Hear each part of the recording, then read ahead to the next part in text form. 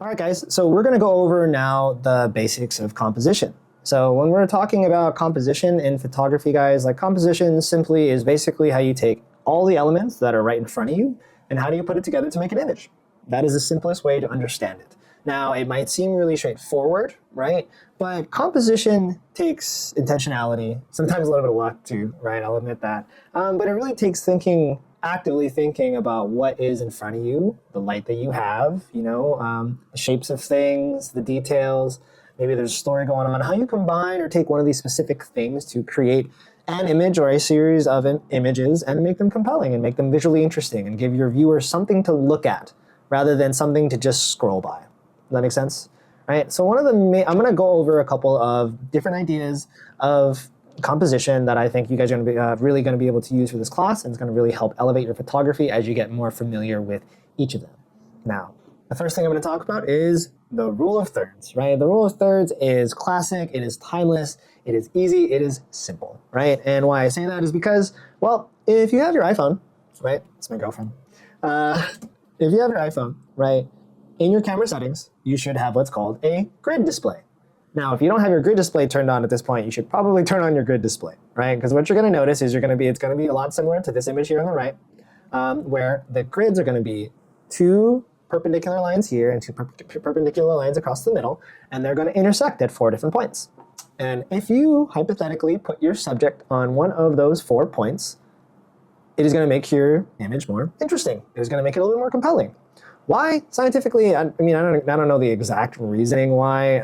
It's kind of more like an intuitive thing, I guess, is the best way that I can explain it. But there's just something nice about balancing your image and placing your different parts of your subject and things around them, using that kind of framing to and balance with the rule of thirds, just to kind of create a more put together image is the best way that I can describe it. So I have a couple of examples here. So, this was done during a Val renewal that I did on the North Shore a few months back.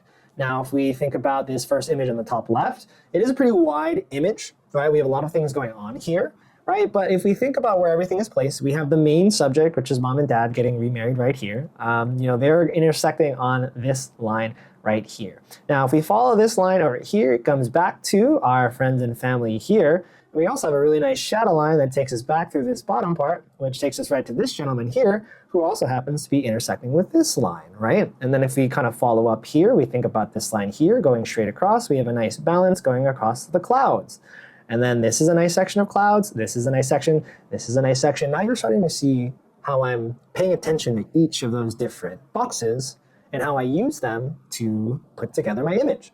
Right, because to be honest, this image is not very really complex image. It's not necessarily like it's not a crazily shot or out there image, right? Photo.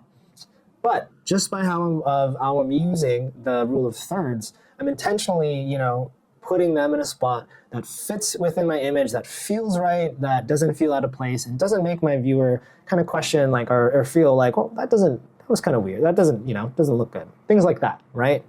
If we look at this image here on the right, now this is a super wide image. I like my big, wide hero shots. So if we think about, once again, like the intersecting lines, I actually don't have anybody intersecting in these lines, right? So that's kind of going against what I just told you about how to use the rule of thirds. But look at how I'm using it instead. I have one nice image here, right? If you were just to take that box and kind of zoom in on it, that would be a really nice image of, the family just in that shot alone. Right, so that's a good shot. If you look at here, do you look at the balance of the beach and how the right here is very even as it goes up into here? Once again, another balanced image. If we look over here, it's got nice balance with the line there, just in like this nice big ocean. Do you see where I'm going with this, right? All of these are basically photos within your photo, right? And that's why the rule of thirds is great, because it really helps mentally separate those different parts of what you're looking at. So you can really think about, okay, hey, let me line this up here, let me put this there, so that you can create your image more intentionally and give it balance, give it symmetry, or really just highlight the things that you want to, right?